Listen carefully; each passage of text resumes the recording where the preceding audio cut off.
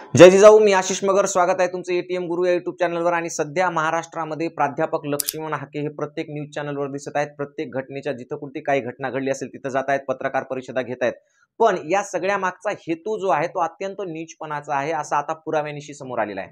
प्राध्यापक लक्ष्मण हाके हे मराठा विरुद्ध ओबीसी, मराठा विरुद्ध वंजारी आणि मराठा विरुद्ध धनगर, याच्याही पुढे जाऊन मराठा विरुद्ध दलित ह्या जातीय दंगली घडवण्यासाठी फक्त आणि फक्त महाराष्ट्रातल्या मराठवाड्यामध्ये फिरत आहेत.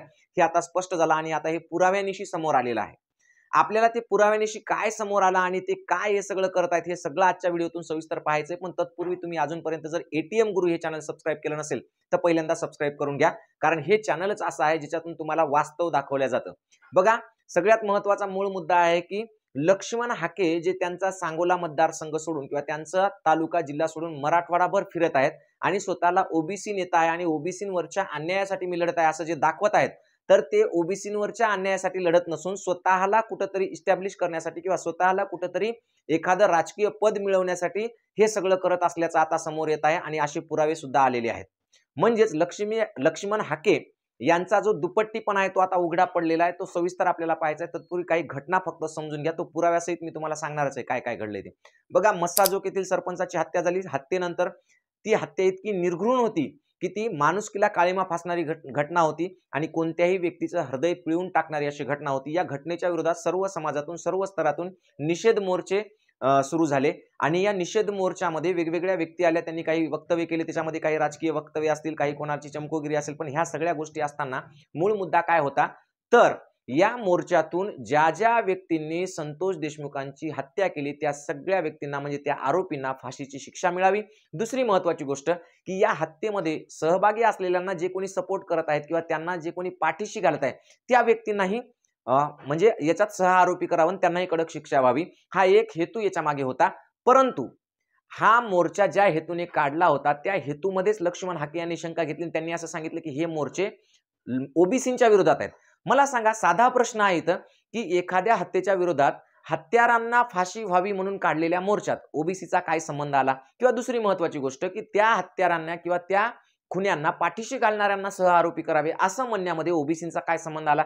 उलट लक्ष्मण हाके हे त्या आरोपींना एका विशिष्ट जातीत बांधू पाहत आहेत आणि त्यांना एका जातीत बांधून ती पूर्ण जातच आरोपी आहे हे लक्ष्मण हाके स्वतःच समोर आणत आहेत. आणि त्यांनीच अशा पद्धतीने एखाद्या समाजाला बदनाम करण्याची सुपारी घेतली आहे. पण त्याच्यातून त्यांचा स्वार्थ काय आहे, तर त्या जातीला त्या आरोपींच्या सोबत बांधणे आणि मग ती जात आणि परत म्हणजे देशमुखांची जी हत्या झाली ती मराठा जात, या दोघी जातींमध्ये भांडणं लावायचं असा एक सुप्त त्यांचा प्रोग्राम आहे आणि तो प्रोग्राम आता पूर्णपणे उघडकीस आलेला आहे. नाहीतर लक्ष्मण हाकेंनी उत्तर द्यावं. ते जे म्हणतात की या मोर्चांमध्ये राजकारण होते आहे, मला एक सांगावं लक्ष्मण हाकेंनी की या मोर्चामध्ये ज्या वैष्णवीने, ज्या मुलीनं म्हणजे ज्या संतोष अण्णा देशमुखांच्या मुलीनं जे मोर्चाचं हाक दिलेली आहे न्याय मिळावा म्हणून, ती मुलगी आणि तिचा लहान भाऊ म्हणजे विराज हे दोघं नेमके कोणत्या पक्षाचे आहेत आणि ते कोणते राजकीय वक्तव्य करत आहेत हे लक्ष्मण हाकेनं दाखवून द्यावं. बरं, याच्याही पुढे जाऊ आपण. आणखी काही घटना आहेत त्याही पाहू. त्याच्यानंतर त्यांनी काय केलं, परभणीमध्ये आले आणि परभणीमध्ये दलित मराठा वाद लावता येतो का याच्यासाठी चाचपणी केली. पण परभणीच्या दलित बांधवांनी मात्र स्पष्टपणे त्यांच्या हातातून माईक हिसकावून घेतला. एवढंच नव्हे तर त्यांना ते हस्तक आहेत आणि ते कशासाठी काम करतात हे सुद्धा सुनावलं. एवढंच नाही तर आणखी ते काही बोलले असते तर कदाचित त्यांचे कपडे फाटेपर्यंत सुद्धा लोकांनी त्यांना मारलं असतं. म्हणून लक्ष्मण हाकेंना एक गोष्ट कळाली की आता आपण जे प्रतिमोर्चे काढत आहोत है की नाही, ओबीसीवर अन्याय होतो म्हणून, तर त्या प्रतिमोर्चाचं पितळ उघडं पडलं ना. आता इथून पुढे जर आपण प्रतिमोर्चे काढले तर आपल्याला पळता भुई तोडी होईल, सांगोला गाठणं सुद्धा शक्य होणार नाही असं त्यांना कळालं आणि म्हणून मग त्यांनी काय केलं, प्रतिमोर्चे थांबवले.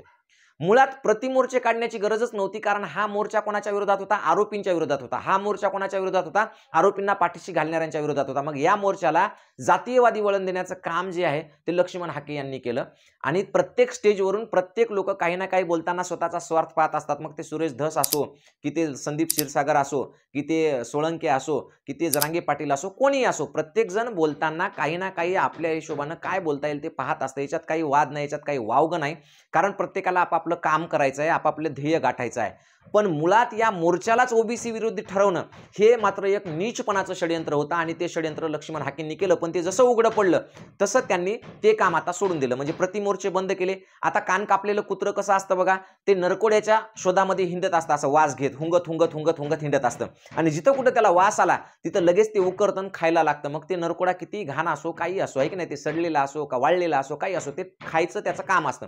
त्याच पद्धतीनं लक्ष्मण हाकेंनी प्रतिमोर्चे बंद झाले की लगेच हुंगायला सुरुवात केली आणि हुंगत हुंगत हुंगत ते लातूरला जाऊन पोहोचले. लातूरला गेल्यानंतर त्यांनी काय केलंय तर लातूरला 2 महिन्यापूर्वी एक घटना घडली होती जिच्यावर ते आतापर्यंत बोलले नाही. जणू काही ते त्या म्हणजे पीडित व्यक्तीच्या मृत्यूची वाटच पाहत होते आणि जसं त्या व्यक्तीचा मृत्यू झाला तसं तिथं जाऊन ते पोहोचले. म्हणजे 2 महिन्यापासून ती व्यक्ती जिवंत होती तोपर्यंत हे गेले नाही. पण जसे ते मेले किंवा जसं त्यांचा मृत्यू झाला दुर्दैवी हे जसं कळलं तिथं जाऊन हे पोहोचले. म्हणजे लक्ष्मण हाके हा मृत्यूच्या टाळूवरचं लोणी खाणारा प्राणी आहे. हुंग्या, ते हाके आहे की हुंगे आहे एकदा पाहिलं पाहिजे आपण.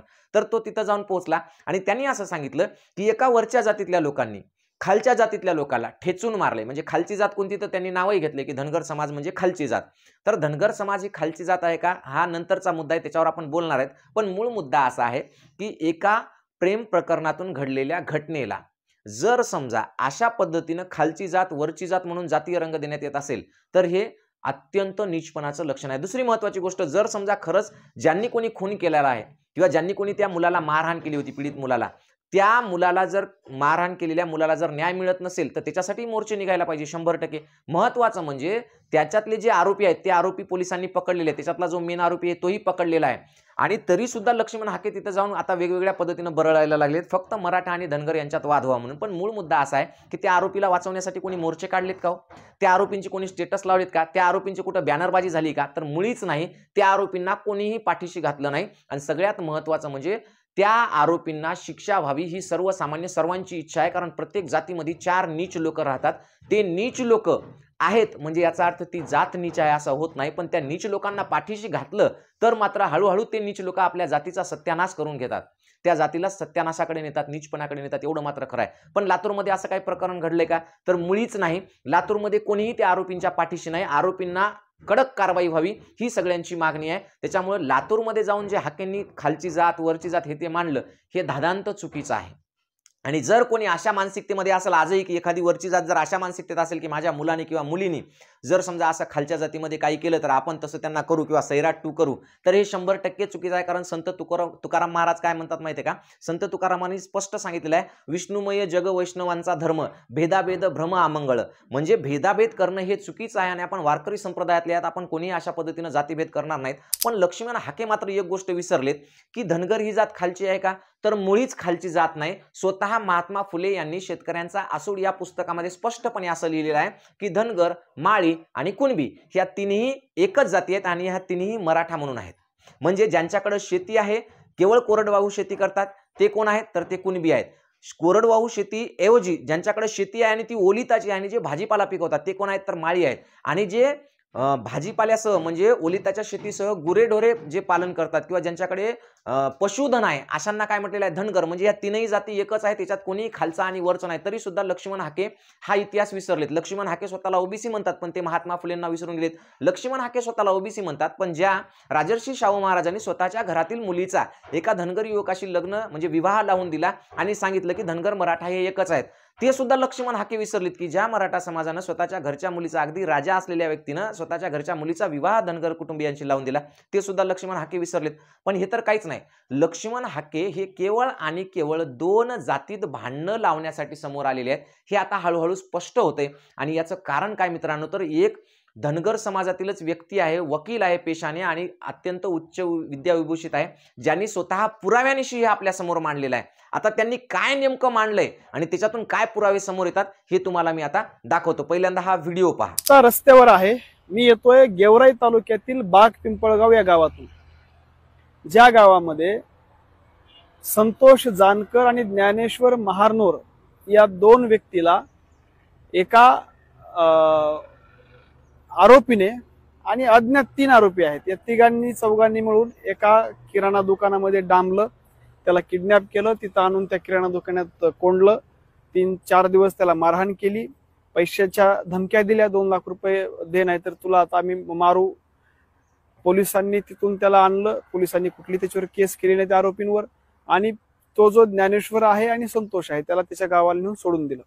इथपर्यंत ठीक होतं. ज्ञानेश्वरला परत त्या आरोपीनं फोन केला आणि त्या आरोपीनं धमक्या दिल्या की तू जर 2 लाख रुपये दिले नाहीस तर तुझं काही खरं नाही. मग त्या ज्ञानेश्वर महारनोरनं गळ्याला फाशी घेतली आणि आत्महत्या केली. हा भाग 1. आता आरोपीला आणि प्रवृत्तीला कुठलीही जात नसते हे मी सुरुवातीपासून सांगतोय. हे कुटुंब लक्ष्मण हाकेंकडे गेलं. लक्ष्मण हाकेंना म्हटलं की याच्यामध्ये जो आरोपी आहे त्या आरोपीला अटक झाली पाहिजे, शासन झालं पाहिजे आणि आमच्या ज्ञानेश्वरला न्याय मिळाला पाहिजे. त्याला आत्महत्येची प्रवृत्त केलं, त्याची एक प्रकारे हत्या केली, त्या हत्येला न्याय मिळाला पाहिजे अशी भूमिका तुम्ही घ्या.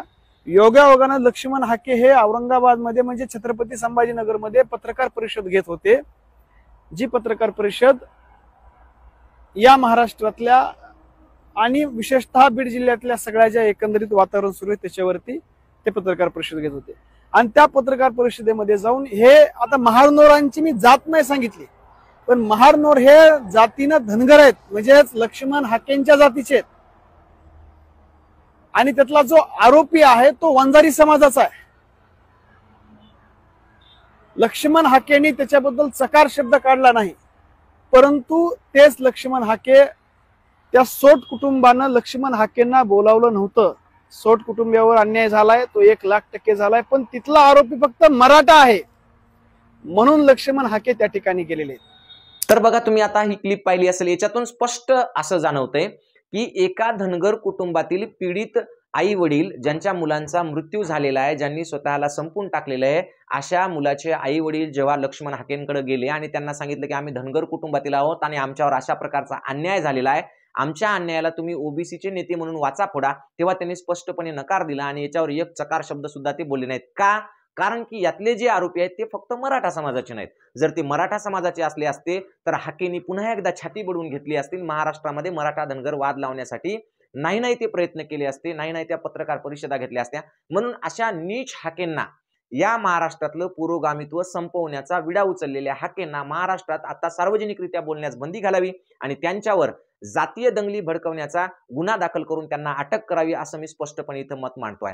छत्रपती शिवाजी महाराजांचा हा महाराष्ट्र, शाहू फुले आंबेडकरांचा हा महाराष्ट्र, जो डॉक्टर बाबासाहेब आंबेडकरांच्या संविधानानुसार चालतो, कायद्यानुसार चालतो, या महाराष्ट्रामध्ये कायद्याचं राज्य नष्ट व्हावं आणि जातीय दंगली घडाव्यात यासाठी प्रयत्न करणाऱ्या हाकेंना वेळीच सरकारने पायबंद घालावे, नाहीतर हे लोक या महाराष्ट्राचं नाव खराब करतील, या महाराष्ट्राचं पुरोगामित्व संपुष्टात आणतील आणि या महाराष्ट्राला जातीय दंगलीच्या वणव्यामध्ये टाकून देतील. म्हणून परत कळकळीची विनंती आहे की हाकेंसारख्यावर कोणीही लक्ष देऊ नका. सगळ्या जाती धर्मातील सगळ्या लोकांना सांगतो की हाके हा केवळ जातीय दंगली भडकवण्यासाठी आणि स्वतःला कुठंतरी एखादं पद मिळवण्यासाठी, स्वतःला काहीतरी राजकारणामध्ये प्रस्थापित करण्यासाठी किंवा राजकारणामध्ये स्वतःचं स्थान निर्माण करण्यासाठी या जाती धर्मांचा वापर करून घेत आहे. म्हणून अशा व्यक्तीकडून सर्वांनी सावध व्हावं आणि अशा व्यक्तींना कोणी थारा देऊ नये. आणखी एक महत्त्वाची गोष्ट म्हणजे, जर तुमच्या घरामध्ये कोणतीही मुलं शिकत असतील शिक्षण आणि त्यांच्या शिक्षणामध्ये पैसा हा जर अडथळा येत असेल तर आपण विनामूल्य सगळ्यांना शिकवत असतो. मग ते 5वी नवोदयचे असो, पोलीस भरतीचे असो, की मराठी व्याकरण शिकणारे असो, कोणत्याही स्पर्धा परीक्षेचा अभ्यास करणारे असो, अशा सगळ्या मुलांसाठी एटीएम गुरु एज्युकेशन नावाचं ॲप आहे. ते प्ले स्टोअरवरून डाउनलोड करून घ्या आणि त्याच्यामध्ये ह्या सगळ्या फ्री बॅचेस आहेत. तुम्ही अगदी फुकट घर बसल्या हे सगळं शिकू शकता. 5वी नवोदय असेल, स्कॉलरशिप असेल किंवा मग पोलीस भरती असेल किंवा इतर वेगवेगळ्या भरती असतील किंवा मराठी व्याकरण असेल, हे सगळं त्याच्यावर तुम्हाला फ्री उपलब्ध आहे. त्यामुळे एटीएम गुरु एज्युकेशन हे ॲप डाउनलोड करून घ्या आणि आपल्या मुलांचा शिक्षणाचा मार्ग सुकर बनवा. एवढं बोलतो आणि थांबतो. जय जिजाऊ, जय शिवराय.